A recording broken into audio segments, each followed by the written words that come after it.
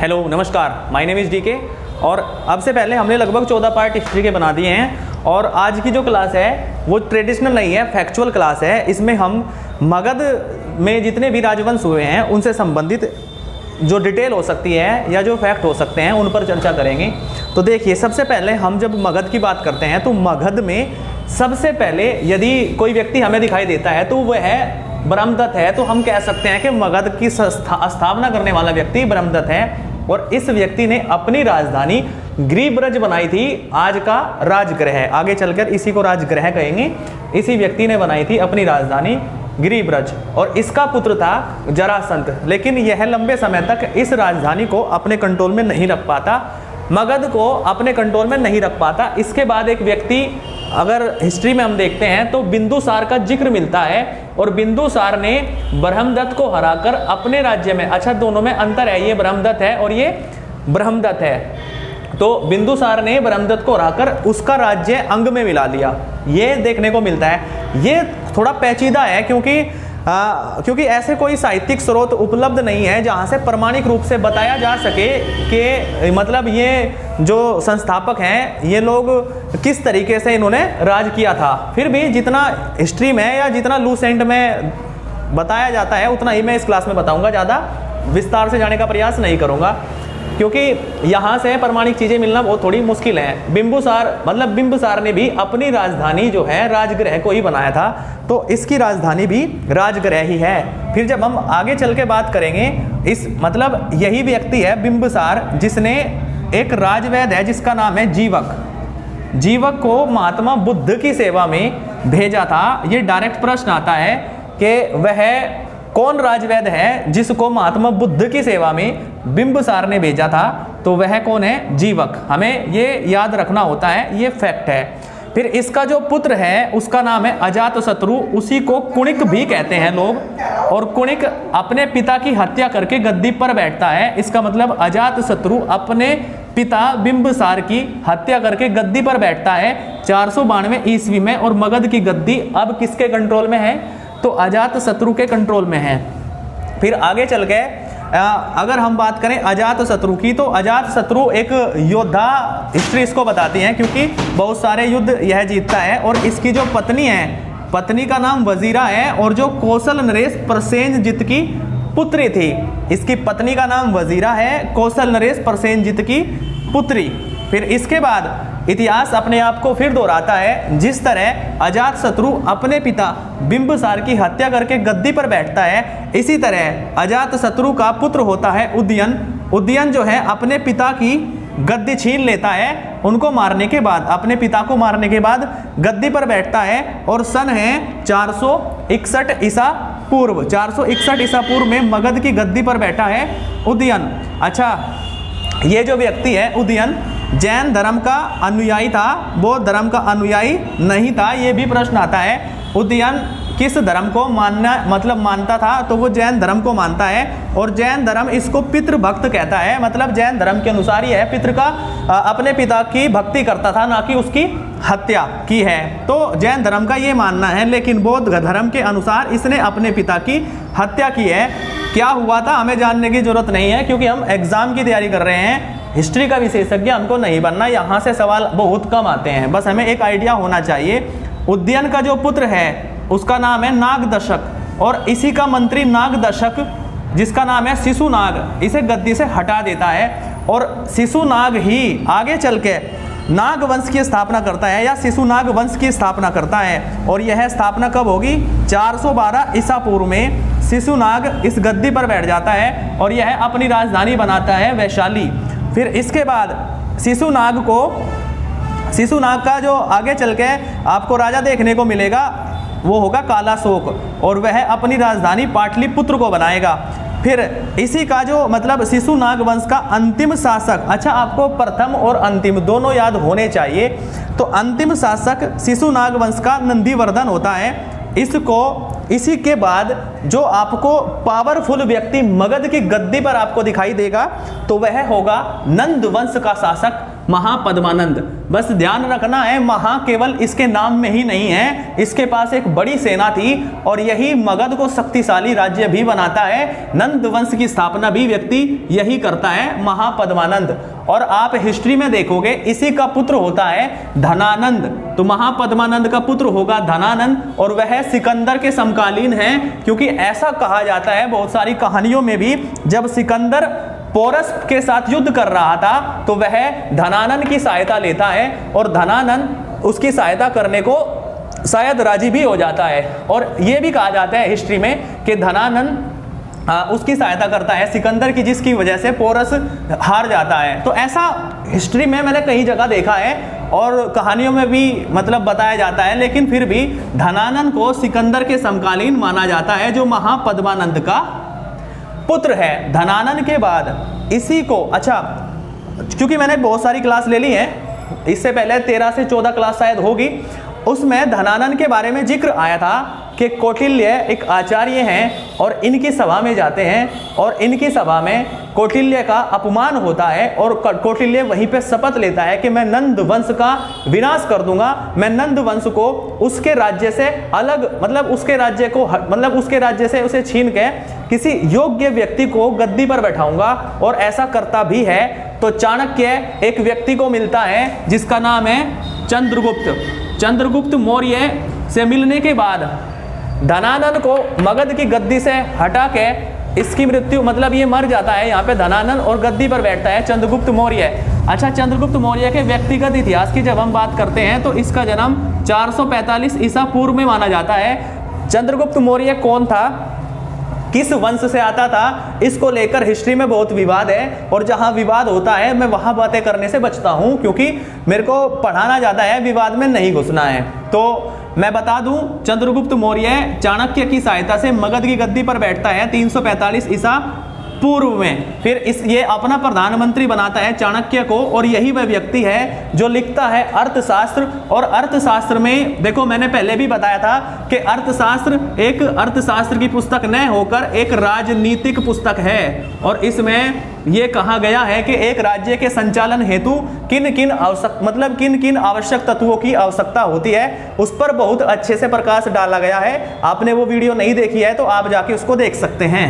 फिर जब हम बात करते हैं मगध की गद्दी पर, धनानंद को मारने के बाद 322 ईसा पूर्व में यह बैठ जाता है मगध की गद्दी पर, 322 ईसा पूर्व में।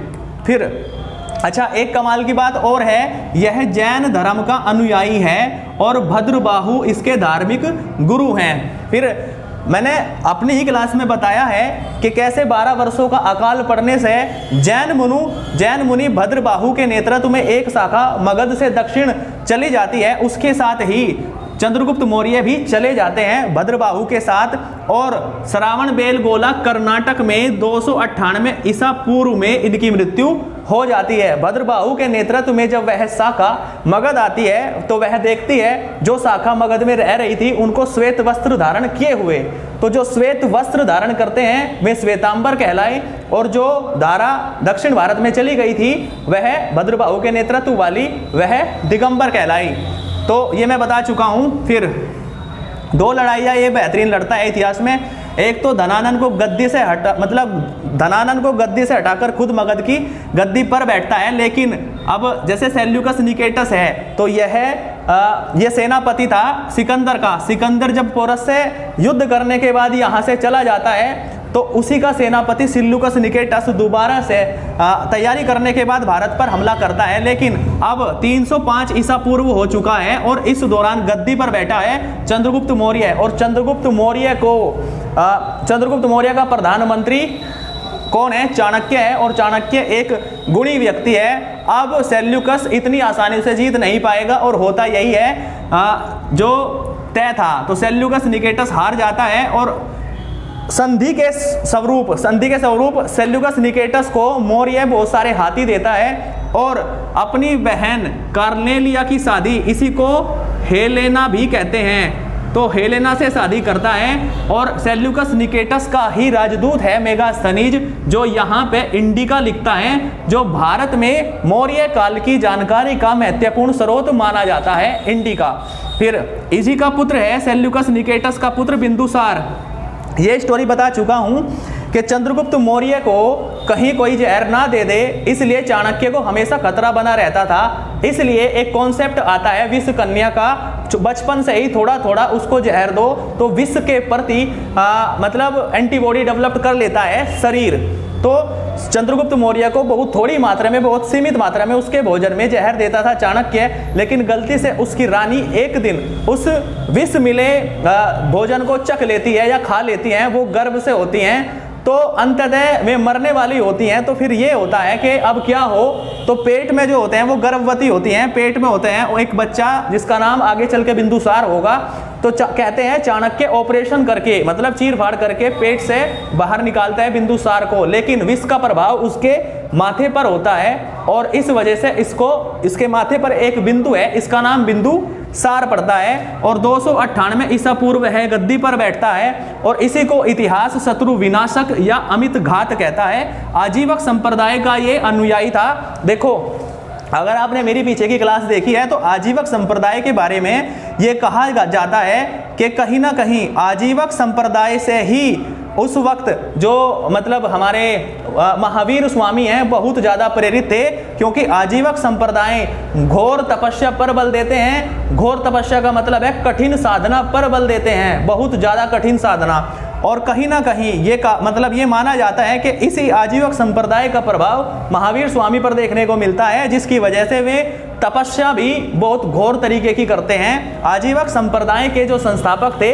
मक्खली गोशाल, मैंने बताया था उसमें। फिर अशोक के गुरु का नाम है उपगुप्त, अशोक के गुरु का। अच्छा, इसके बाद मैंने बताया था कि कैसे बिंदुसार के बाद कई सारे पुत्र मतलब गद्दी के लिए उत्तराधिकारी की मांग करते हैं, लेकिन उनमें से जो बिंदुसार को अशोक योग्य नहीं लगता, लेकिन सबसे योग्य यही व्यक्ति होता है। और ये गद्दी पर कैसे बैठता है, मैं आप वो वीडियो जाके देख सकते हैं। अशोक के बारे में तो 2 वीडियोस हैं, बहुत अच्छे से मैंने बताया है। अशोक के गुरु का नाम है उपगुप्त, माता का नाम है सुभद्रांगी, और कश्मीर में श्रीनगर यह व्यक्ति बसाता है। और तो और अवंती का राज्यपाल था जब यह गद्दी पर बैठता है, अवंती का राज्यपाल था तब ये।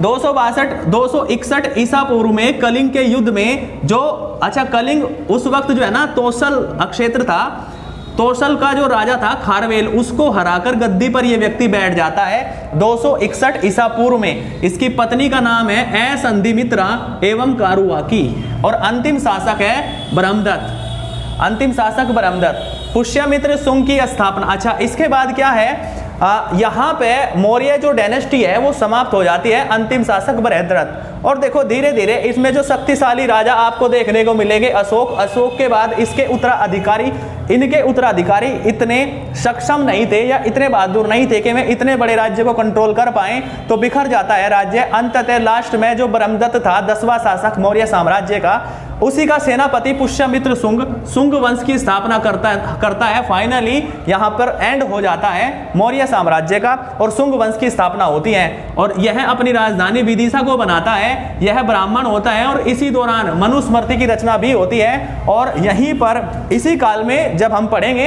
ये मौर्योत्तर काल यहाँ से शुरू हो जाता है, मौर्यों के बाद का काल। यहीं पर आपको देखने को मिलेगा जो ब्राह्मणवादी प्रवृत्तियां हैं, ब्राह्मण, क्षत्रिय, वैश्य और शूद्र, ये जो वर्ण व्यवस्था है इसका कठोरतम रूप आपको देखने को मिलेगा, बहुत ज़्यादा कठोरतम स्वरूप देखने को मिलेगा। मनुस्मृति में इस तरह की बातें की गई हैं कि यदि कोई शूद्र वेद का पान करता है या वेद को सुनता है या बोलता है तो उसकी जीभ काट दो, या अगर वह सुनता है तो कान में खुलता हुआ तेल डाल दो। इस तरह की बातें यहाँ देखने को मिलेगी और यहीं पर मनुस्मृति की रचना देखने को मिलेगी। आगे चलकर डॉक्टर अंबेडकर इसी की जो है ना होली जलाते हैं। तो ये जो है ना इतिहास में इसी दौरान लिखी गई है। फिर अच्छा, ये जो व्यक्ति था पुष्यमित्र सुंग, काफी बहादुर राजा था और इसने इंडो ग्रीक शासक मिनांडर को हराया था। तो जो मतलब मिनांडर था वह जो है ना उससे मगध की रक्षा करता है, उसे हरा देता है पुष्यमित्र सुंग। क्योंकि हिस्ट्री इंपॉर्टेंट नहीं है यहाँ की, अंतिम शासक है देवभूति। और अंतिम शासक देवभूति अगर आप ध्यान से देखो तो 73 ईसा पूर्व में वासुदेव, अच्छा ये ईसा पूर्व है, वासुदेव इसकी जो है ना हत्या करके गद्दी पर बैठ जाता है और वह कण्व वंश की नींव डालता है। और कण्व वंश का अंतिम राजा सुशर्मा था जो 60 ईसा पूर्व में गद्दी पर बैठ जाता है। मतलब यह टोटल 13 वर्ष तक ही डायनेस्टी चलती है, ज़्यादा लंबी नहीं चल जाती। फिर इसके बाद सिमुक जो है ना इसकी हत्या कर देता है और सातवाहन वंश दोबारा से गद्दी पर बैठता है। और सातवाहन में जो सबसे प्रमुख राजा है, जो सबसे प्रतापी राजा है, वह गौतमी पुत्र सतकर्णी है। इसके बाद कुषाण वंश आता है, कुषाण गद्दी पर बैठते हैं। और आगे की जो बात है वो हम कल की क्लास में करेंगे।